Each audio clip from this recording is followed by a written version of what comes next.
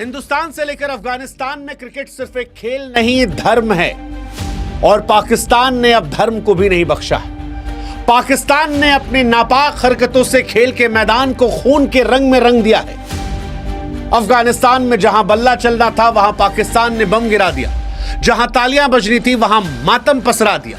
और इसीलिए आज हम कह रहे हैं कि नापाक पाकिस्तान के हमले में जो मरे वो सिर्फ 8 मौतें नहीं थी, ये क्रिकेट की जर्सी में लिपटे सपनों का जनाजा था।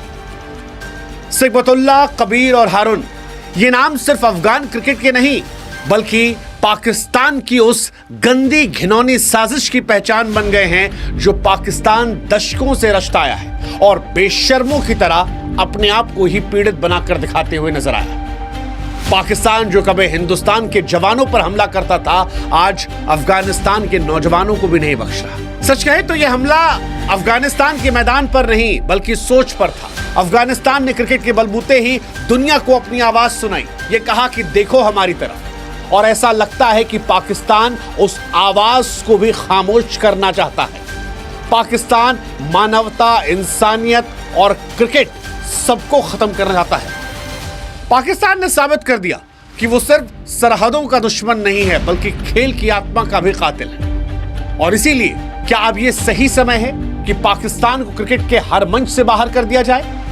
क्योंकि जिसने क्रिकेट के मैदान को शमशान बना दिया, उसके लिए क्रिकेट नहीं सिर्फ बहिष्कार बचता है। आज हम अफगानिस्तान से कहेंगे कि आप हिंदुस्तान की तरह सिर्फ हाथ मिलाने का बॉयकॉट मत कीजिएगा, आप पाकिस्तान का पूर्ण बहिष्कार कीजिए। हिंदुस्तान ने 2012 से पाकिस्तान के साथ द्विपक्षीय क्रिकेट बंद किया था, लेकिन इस वर्ल्ड कप में हमने सिर्फ हाथ मिलाने का बॉयकॉट किया।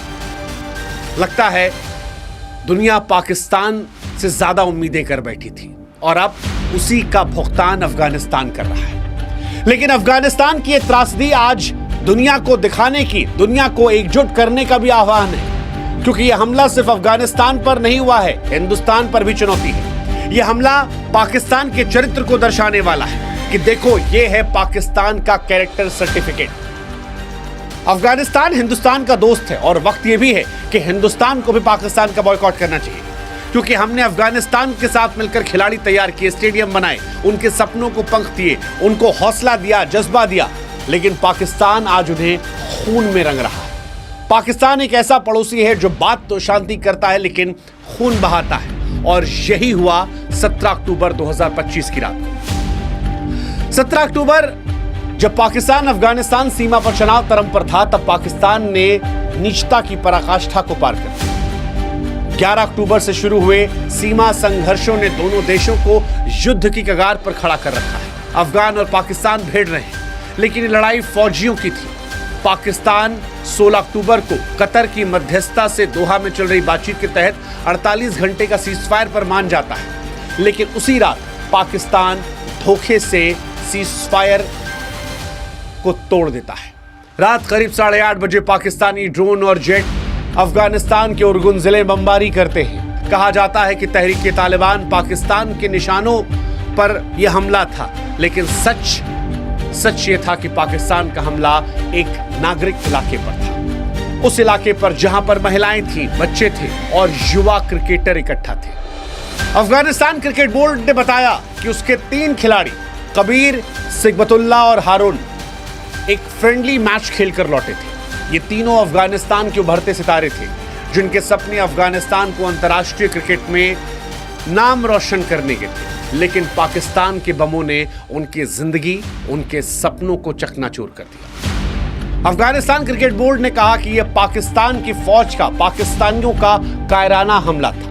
8 लोग मारे गए, 3 क्रिकेटर, 5 अन्य नागरिकों की जान गई, 7 लोग घायल हुए जिसमें महिलाएं, बच्चे शामिल हैं। यह पाकिस्तान ही कर सकता है। ये आंकड़े आज सिर्फ संख्या नहीं है। बिखरे सपने, कबीर एक आक्रामक बल्लेबाज था, अंडर 23 कैंप के लिए चुना जाने वाला था। सिकबतुल्लाह एक तेज गेंदबाज था और हारून विकेट कीपर थे। ये वो चेहरे थे जो अफगान क्रिकेट को नई ऊंचाइयों पर ले जा सकते थे। पाकिस्तान ने सच कहे तो सिर्फ जाने नहीं लिए हैं बल्कि एक राष्ट्र के भविष्य को कुचलने की नापाक कोशिश की है। और कब की?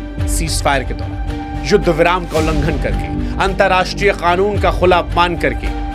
पाकिस्तान अभी भी बेशर्मी से कह रहा है कि ऐसा कुछ नहीं हुआ, बेशर्मी से कह रहा है कि ये आतंकवादी ठिकाने थे, लेकिन सबूत मांगिए तो वो खामोश हो जाता है। सच कहे तो पाकिस्तान आज अफगानिस्तान और हिंदुस्तान के बीच में आतंक का नासूर बन गया है। एक ऐसा स्टेट जो आतंकवादी है, जहां निर्दोषों को कोलेटरल डैमेज कहकर नजरअंदाज करने की परंपरा चल गई। हालांकि अफगानिस्तान भी इससे आक्रोशित हुआ और अफगानिस्तान की तालिबान सरकार ने इसके बाद सीजफायर का उल्लंघन मानते हुए पाकिस्तान को चेतावनी दी। कहा कि पाकिस्तान तुम भूल रहे हो कि हमने रूस, अमेरिका, नेटो को क्या सबक सिखाया है। अफगानियों को नुकसान पहुंचाने का अंजाम बुरा होता है। अफगान ने किया भी, पाकिस्तान की चौकियों पर हमला किया, रॉकेट मोर्टार दागे, कई पाकिस्तानी क्योंकि इसमें हताहत होने खबर आ रही है।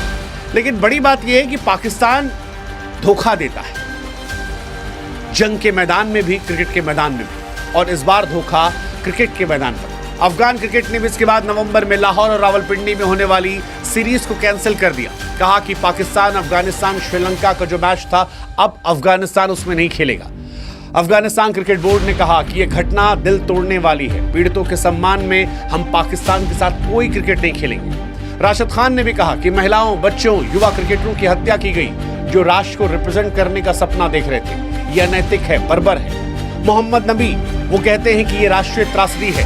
फजल हक फारूकी इसे क्रूर और क्षमाहीन अपराध कहते हैं। अफगानिस्तान में भी हर इंसान कह रहा है कि यह शर्मनाक घटना है। हिंदुस्तान भी कह रहा है कि अंतर्राष्ट्रीय कानूनों का उल्लंघन है। आज पाकिस्तान ने सिर्फ खिलाड़ी को नहीं मारा है, उनके सपनों को मारा है, और इसलिए पाकिस्तान का बहिष्कार होना चाहिए। यह संदेश है, क्रिकेट शांति का प्रतीक है, ना कि युद्ध का हथियार। अफगानिस्तान ने साबित किया कि जब दिल टूटते हैं तब इरादे अटल हो जाते हैं। हालांकि इस घटना के कई एंगल निकलेंगे पाकिस्तान की साजिशों को दिखाते हुए, जैसे इस घटना से मानवीय नुकसान हुआ। अफगानिस्तान में क्रिकेट सिर्फ एक खेल नहीं है, उम्मीद का दूसरा नाम है। राशिद खान, मोहम्मद नबी, गुरबाज और तमाम सितारे दुनिया भर में अफगानिस्तान का परचम लहरा रहे हैं। लेकिन कबीर, सिकबतुल्ला, हारून जैसे क्रिकेटरों की हत्या एक राष्ट्र के सपनों को कुचलने वाली है। उनके परिवारों का दर्द, विधवाओं का मातम, अनाथ बच्चों का भविष्य, ये सब पाकिस्तान की रणनीति का शिकार है। इस हफ्ते 37 मौतें हुई हैं। दूसरा, इस घटना से कूटनीतिक धोखा आया है।